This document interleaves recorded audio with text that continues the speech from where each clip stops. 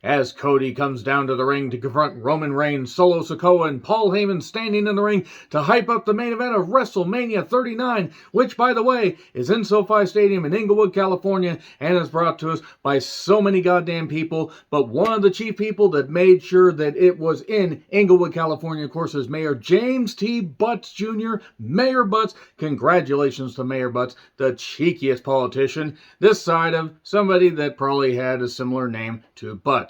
But nevertheless, Cody is coming down, and Corey says, the Solo threat to Roman. No, Solo was standing next to Roman Reigns. God damn it, Corey.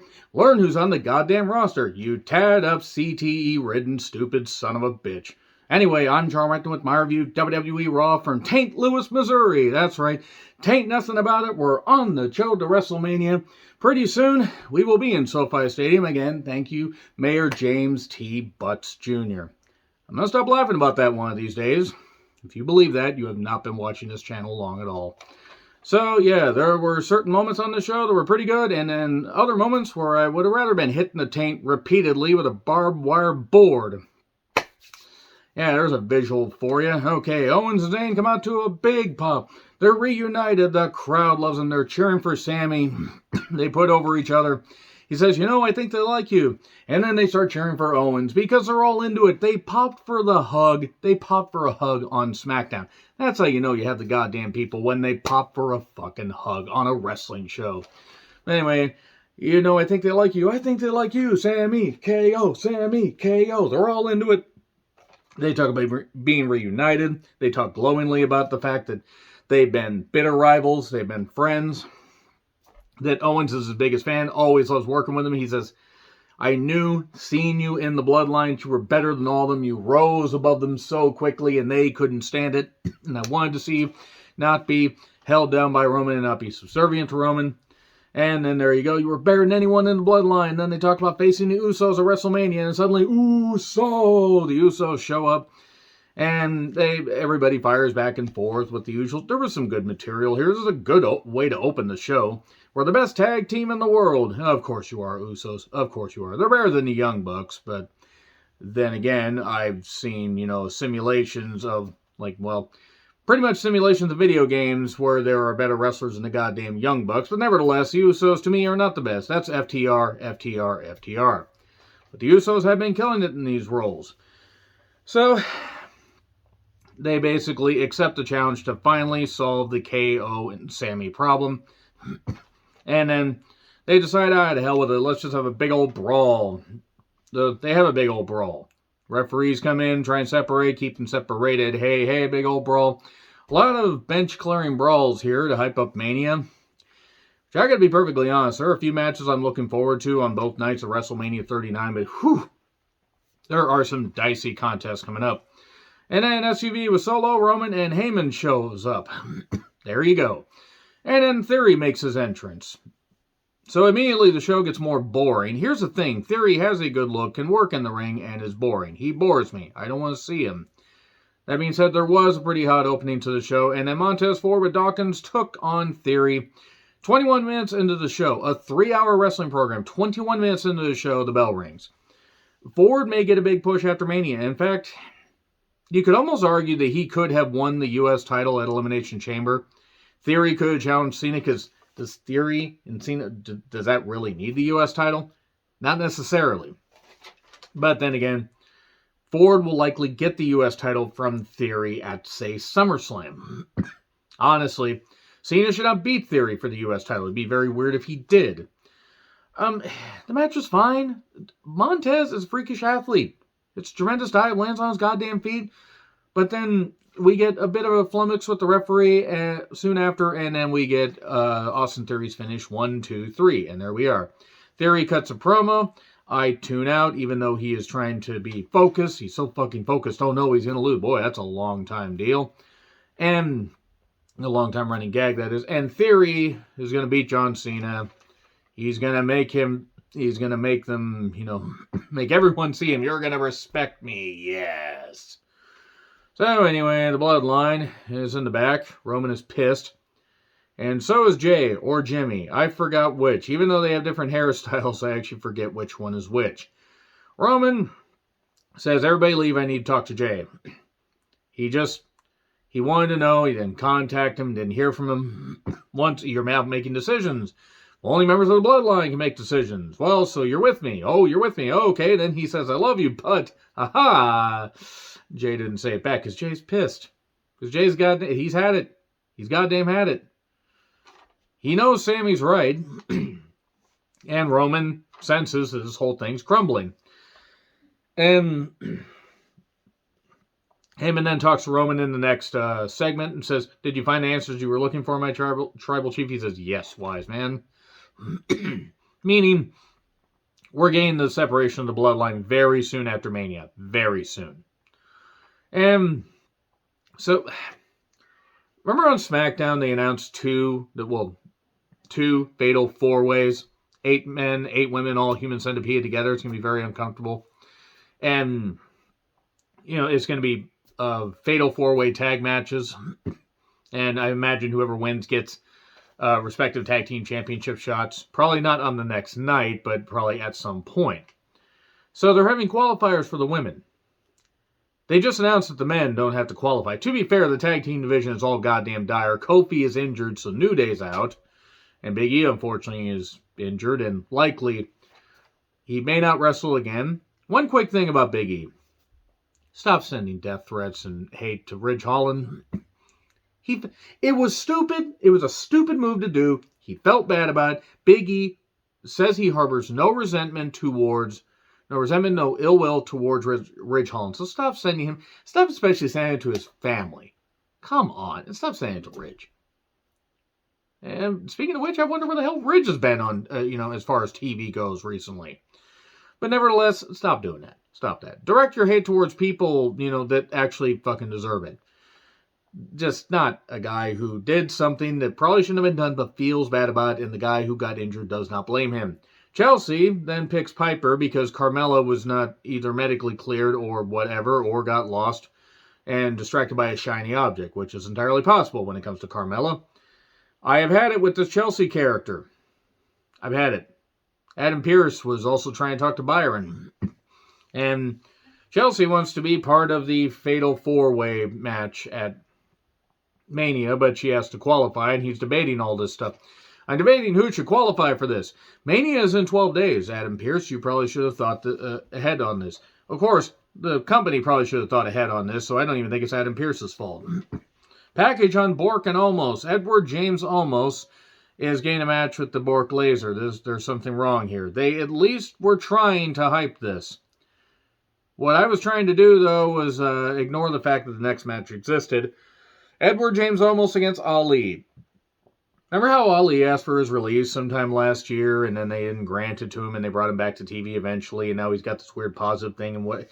Can he be granted his release so he can go do something somewhere else? Put him in the Best of Super Juniors in New Japan? Something? They're never going to push him. They're never going to goddamn push him. There were people that believed he was going to be pushed when he came back last year, and he wasn't. And it's sad. He had a time to be WWE, or at least up in the upper echelon. And now he's this positive guy that got beat. Very, very quickly. Edward James almost wins, and then MVP tries to hype up the match with Bork. Logan Paul has a team, including a guy that looks straight out of the Insurrection team. So, drink Prime is a sign that was either planted or somebody actually thinks that Prime Energy is good. I've tried it. I actually tried it on a whim. Even knowing that Logan Paul had something to do with it, I'm like, you know what? I'll give it a shot. I tried 3 of the flavors. They're all ass. They are all terrible. He put about as much effort into that as he put into raising that pig and then abandoning it. So, look, his birthday is April 1st. Shout out to a particular friend of mine that I'm not going to name here because I don't want to get them hate, but they know who they are. Hey, he's born on April 1st. Well, Logan Paul's always been a joke, so yeah, that kind of fits. His birthday is April 1st. Look, he can get the crowd to hate him. Easy to do because the Japanese Forest segment, mocking the Japanese culture, the NFT scam, the constant douchebaggery, abandoning the pig, being Logan Paul should be enough. And then there's, comedy with the editing of him punching out Seth and everything. And then suddenly the mic cuts out. And then suddenly Seth Pheasant Rollins is in the production truck, or at least some place that's like a production truck. And I couldn't tell if he was wearing Elton John's PJs or Ernest the Cat Miller's outfit. And the fact that he reminded me of Ernest the Cat Miller, thank you, Seth Pheasant Rollins. Thank you very much for reminding me of one of the worst characters to exist on WCW television. So, Seth Pheasant Rollins is here. We get a brawl, we get a dive onto a bunch of people, and then Logan Paul fists Seth Pheasant Rollins, and he's down. I don't even do the whoa, whoa, whoa thing, really, because I'm sorry, Logan Paul may get this, and he is a natural ad. I will give him credit for that, but that spot with Ricochet was monumentally stupid, and he's monumentally stupid, and if he was not around after Mania, I would not miss him. But he'll be around for a while because he's going to have select dates and everything, and they're getting a lot of attention. It's not like they don't have plenty of money to spare. Of course, they may release a whole bunch of people due to budget cuts because they may be selling the company soon, but we'll see. So, I hope you're coming to WrestleMania. WrestleMania keeps coming and coming and coming. Lol. WrestleCamia is what it should be. SoFi Stadium. Oh, man. The Chargers, the Rams, ramming and jamming and caming all over the place. Why not make this uncomfortable? Because it can't be as uncomfortable as the next match. Gargano with Loomis against Dominic with Priest. No. How dare you? Why wasn't Candice LeRae charged with, crimes against acting and humanity for her terrible acting while Gargano was getting the shit beat out of him by Grayson Waller in their front yard? That was great, by the way. That basically made me a Grayson Waller fan. Thanks, NXT. It took basically Gargano being beat up and made to look like a garden gnome, a Gargano gnome, as it were, to make me a Grayson Waller fan. I admit Grayson Waller's insufferably good at what he does. And I know Candice probably didn't want to scare the kid. That kid is uglier than the kid from Hook. I don't know what that kid did to deserve that, but at least the kid cried seeing his dad get the shit beat out of him. So, Dominic won this match. And, dear God, Dominic cut a goddamn promo because I am not allowed to know peace in any aspect of my life, apparently. I know that's unfair. There are people that like Dominic. That's cool. I don't want to see Dominic versus Ray. I've not wanted to see Dominic versus Ray. The whole family is going to be in Vegas this Friday for SmackDown. This feud has been shit. And apparently he's going to... whatever. Remember when Aaliyah was, in a relationship with Buddy Murphy and it was really, really bad? Oh boy. Heyman tells Usos, go have the night off and eat. Solo, because you looked hungry, you can't eat because Roman wants to talk to you. No food for you, Solo. You must go solo from the buffet. And then Edge apparently was on a Hammer horror set. Where was Christopher Lee when we needed this? Finn, bring your inner demon. Apparently he's a fan of that song from a number of years ago. That the artist's name is escaping me right now, but it's really good stuff. So, Inner Demons, check it out. Yeah, why was he on a Hammer horror set? Why is this show so weird and messy? It's going to be Brood Edge versus Finn's demon, and they're going to unleash their brooding demons inside Hell in a Cell. Yay! For this feud to finally, hopefully, for the love of God, end, because it has not been good. There is long-term storytelling. The Bloodline, while not perfect, has been mostly good. Mostly well done. This Judgment Day stuff seems like it's gone on longer, and it's actually been about half the time. So, Rhea shows up. I noted I would hurl an SUV into space for her. She just looks great. One more thing, a little side piece, or side track, not side piece. I respect people too much to say that, but Rhea put out a tweet, tired of being confronted by people in the hospital, at the airport for autographs and being hounded and everything. Stop fucking doing that. Get autographs. If you see somebody outside the arena and it looks like they're cool and you're cordial, there you go. Don't hound them at the goddamn airport, because then you just look like dicks. You're ruining for the people that are actually legit fans, unlike you dumb sons of bitches that have no fucking life, that should step in front of a goddamn airplane when it's taking off and make sure you're right there by the wheel, because nobody will miss you. Don't hound wrestlers like that. Anyway, she talks about Charlotte. Don't what me, you're all pathetic. Yeah, don't what her, St. Louis. There's a good reason why the Rams left and why the Cardinals don't win that much. Maybe they won a World Series lately. I don't know. I haven't paid attention to baseball. But she has to win a Mania. If she doesn't win a Mania, this is stupid. And you might as well just send her to Hollywood. Because if she loses to Charlotte 3 straight times, that's stupid. So, Damage Control shows up.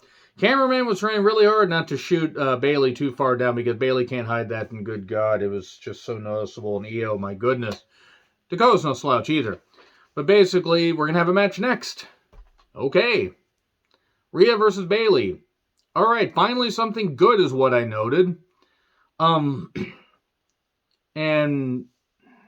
you know, like, it got a little bit messy later and everything, and there were a few odd moments, few odd structured moments. I did note, wish Rhea would throw me around like that and berate me, but you know what? Her and Buddy are happy together, and that's great. So, Becky shows up with a big sack of popcorn. Get your minds out of the gutter. Right? We're in a clean show. And then Trish and Lita show up. You know, Trish and Lita, people talk about how old they are. And I think that's unfair. Yes, they could be considered elder women, so to speak, except for the fact that when they were wrestling, I mean, Zoe Stark was already well into her career when Trish and Lita were even born. I mean, and now, good God, I mean, Zoe could teach them so goddamn much. Because Zoe was around. She's going to be in that stand deliver ladder match. And my God, I mean, can you trust somebody that elderly to be up on a goddamn ladder? She was there for the first Amish barn raising. Enough about Zoe Stark. Don't know why I feel the need to do this. Because Zoe seems nice. She did try to put out, I'm not racist because my dad's, colored tweet. Black or whatever race he is. And probably shouldn't have done that. All because she said rock is better than rap, and depending on, what type of time period you're talking about, she isn't wrong, but she's also wrong. Depends on preference. Also, she was around when the first wheel was made out of a rock. Let's stop making fun of Zoe Stark, and let's go back to this match. So, we do get, we do see a moment where there's 2 boots. Bayley gets it right in the face. 2 boots of raisins. And then suddenly we get a melee, and I just wondered if Io and Dakota could be arrested for beating up the elderly. Will you be serious? And then Riptide, 1, 2, 3. There you go. Rhea looked great, Bayley looked great. This whole match, there was a whole lot of, oh my goodness, going on. And the man had their sack out. So anyway, then Otis is getting a pedicure. It was at this point that I kind of wished that the Final Destination 3 tanning bed scene had happened to me, so I wouldn't have had to have watched this. This is stupid. Maxine talking about hand models. That's what I meant. This model's gimmick is stupid. End the gimmick, keep the wrestlers if you want. Why? Gable got Otis to go with him for a match that he was gonna lose. And then, hey look Vegeta, more bald people. One half of Team Why You Bald. Ricochet with Braun, the brawny paper towel Strowman, against Gable with Otis. Hey, at one point, Gable could have just laid down and saved his time, because Gable is good. Gable will never be pushed. And then later, Maxine shows up. Shooting Star Press, 1, 2, 3. Also, Andy Kaufman is going in the WWE Hall of Fame. And I said this in my Jerry Lawler biography review. Check that out if you want. It's up here on the channel. Imagine if Vince McMahon had run WWE at the time. When Andy Kaufman really wanted to get into 79, I think he was on a television clip in 79. If Vince McMahon had been running the company at the time, he would have absolutely wanted to have Andy Kaufman. He's a big boost to Memphis Wrestling, though, and it worked out in the end, and it's unfortunate that Andy passed away, in 84? February of 84? So anyway, but yeah, good. Wish Cyndi Lauper was being inducted too, but you know what? Andy Kaufman, good sir, have Lawler show up. As long as Lawler's ambulatory, because he didn't recently have a stroke, I don't know who they would have induct him, but and who would accept for him. Does he have any family that's still alive? Genuine question, does he have any family still alive? Bianca shows up, we go to break. Asuka is making her entrance when we get back, because Chelsea and Piper Nevin have already made their entrance. But can they coexist? We literally get 90 seconds of match, if that, and we go to the break. We came back for 3 fucking minutes. 90 seconds, and then got 90 seconds of action during that, and then went to the break. KOD on Piper for 3. Well, and that was impressive. Not the first time that she's done that, but still impressive. And also Asuka and Bianca during this. Can they coexist? And Asuka attack Bianca. To indifference. I don't think anybody cared. That's sad because this will be a really good match. And then Bork and Omos are going to have a weigh-in next week. That'll put butts in seats. At least on the toilet seats while nobody watches. So Roman entrance with Solo and Heyman. Then here's Cody. More pyro. This is so manufactured. Look, they had some good lines. People want Cody to beat Roman, and he probably should.